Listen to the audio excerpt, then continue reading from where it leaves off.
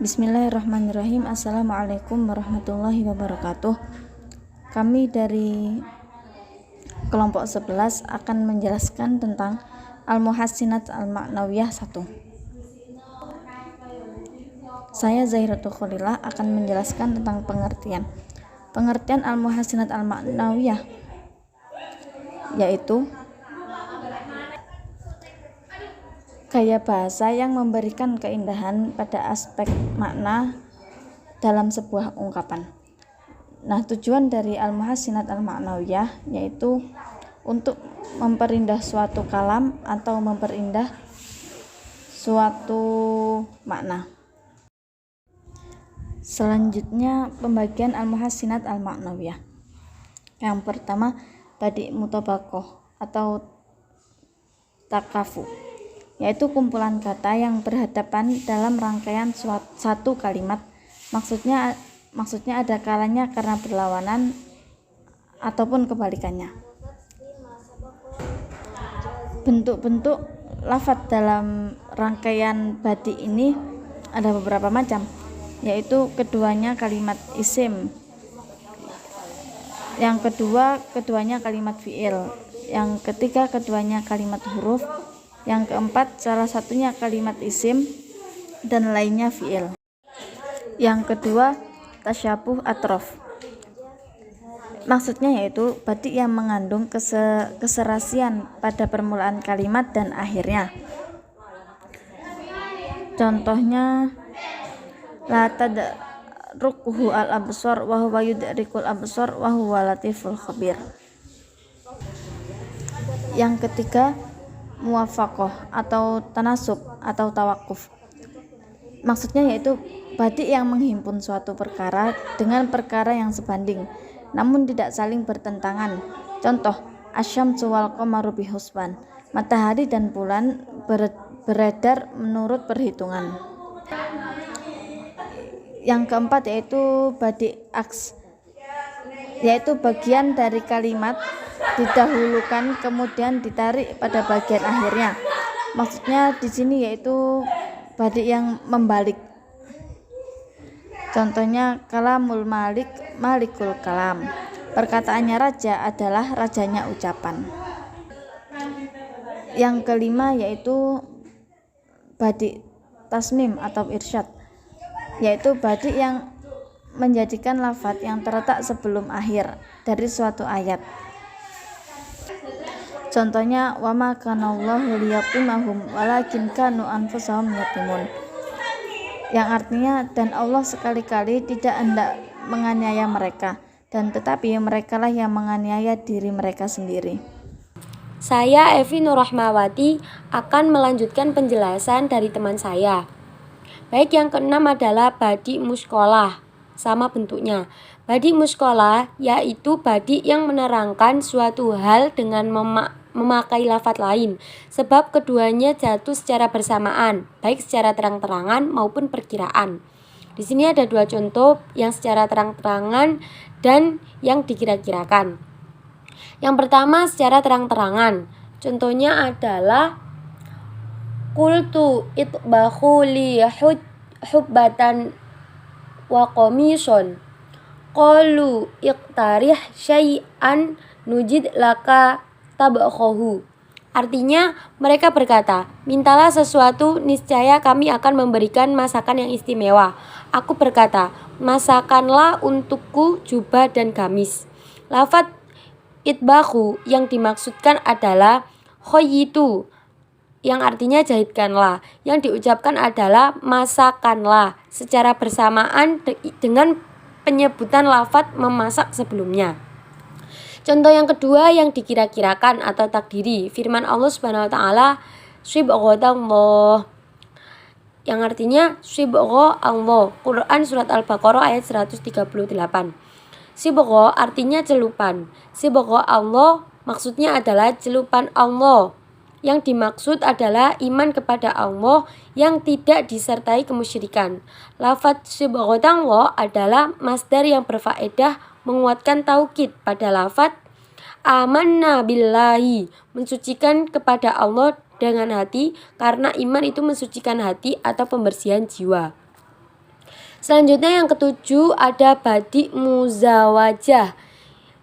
Badi muzawajah yaitu badi percampuran antara dua makna pada syarat dan jawabannya.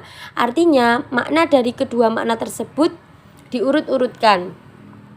Contohnya adalah idza manaha an-nahi falajja bil hawa asaqat ilal washi falajja bihal hujra.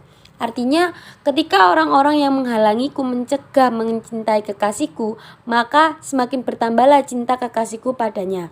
Ketika kekasihku mendengarkan para pemfitnah, maka bertambahlah ia menjauhiku atau membenciku. Nah, antara kalimat mencegah mencintai kekasih dan mendengar si tukang fitnah dicampur dalam satu rangkaian yang terjadi pada fiil syarat dan jawab syaratnya dengan mengurutkan suatu lafadz falaja pada kedua-duanya, sehingga dengan menyusun kalimat tersebut ada makna bertambahlah cinta dan bertambahlah menjauhi atau membenci. Yang kedelapan ada badik rujuk. Badik rujuk yaitu badik yang kembali pada perkataan semula karena adanya pembatalan atau nakdi karena dianggap berfaedah. Bila tidak ada faedah maka dianggap bohong semata. Seperti kata penyair yaitu kif bid diyari allati lam ya'fuha al-kidamu bal wa ghayyaraha al-arwahu wa diamu, yang artinya berhentilah kamu di kampung-kampung yang belum oleh lamanya waktu, namun kampung-kampung itu telah rusak oleh angin dan hujan. Yang kesembilan ada badik muqabalah. Badik muqabalah yaitu mendatangkan dua makna atau lebih di bagian awal kalimat, lalu didatangkan pula makna-makna atau pembanding yang berlawanan dengannya secara tertib pada bagian akhir dari kalimat tersebut. Ada contoh dari penyair yaitu ma ahsana ad-dina wad dunya idza ijtama'ana wa aqbala al-kufra wal iflasa birrajuli, yang artinya alangkah baiknya jika agama dan dunia bersatu, dan betapa jelek jika kekufuran dan kefakiran terjadi pada seorang laki-laki. Selanjutnya yang terakhir adalah badik tauriyah. Badik tauriyah yaitu penyebutan suatu lafadz yang mempunyai dua makna. Pertama, makna yang dekat dan jelas yang tidak dimaksudkan. Kedua, makna yang jauh dan samar yang justru dimasukkan. Contoh firman Allah Subhanahu wa taala, Ar-Rahmanu 'alal 'arsy istawa. Artinya yaitu Allah yang Maha Pemurah yang bersemayam di atas arsy. Contoh yang selanjutnya yaitu warusyihat bima yulaimu al-qarib wa jurridat bi faqdihi fakum munib, yang artinya dan dinamakan tauriyah murosaha bila disertai sesuatu yang serasi dan memberikan isyarat pada makna yang dekat, dan dinamakan mujarroda bila tidak bersamaan dengan sesuatu yang sesuai atau memberikan isyarat pada makna yang dekat. Maka jadilah orang yang kembali pada Tuhanmu. Lafadz istawa atau bersemayam, makna dekatnya ialah menetap pada suatu tempat, sedangkan makna jauhnya adalah menguasai. Makna jauh inilah yang dimaksud oleh ayat tersebut. Nah, tauriyah disebut juga dengan iham atau asumsi lemah, karena memberi asumsi atau dugaan bahwa yang dikehendaki adalah makna yang dekat, padahal yang dimaksudkan oleh mutakalim justru makna ba'id atau makna yang jauh. Keterangan nadom, badik tauriyah ada dua macam, yaitu murosyashah dan mujarroda.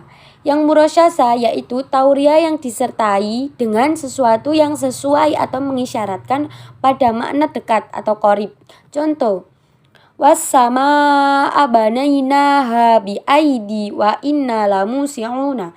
Dan langit itu kami bangun dengan kekuasaan kami, dan sesungguhnya kami benar-benar berkuasa. Quran Surat Ad-Dariyah. Makna yad yang dimaksud adalah makna dekat atau qorib.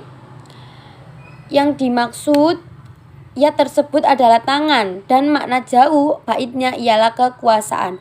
Sedangkan lafadz yang sesuai atau mengisyaratkan makna qorib ialah lafadz banainaha yang artinya kami bangun. Yang selanjutnya yaitu badi tauriyah yang mujarroda, yaitu tauriyah yang tidak disertai sesuatu yang sesuai atau mengisyaratkan pada makna dekat atau qorib. Terima kasih, sekian dari presentasi kelompok kami. Mohon maaf apabila ada kata-kata yang kurang berkenan dan apabila ada kesalahan. Kami akhiri, wassalamualaikum warahmatullahi wabarakatuh.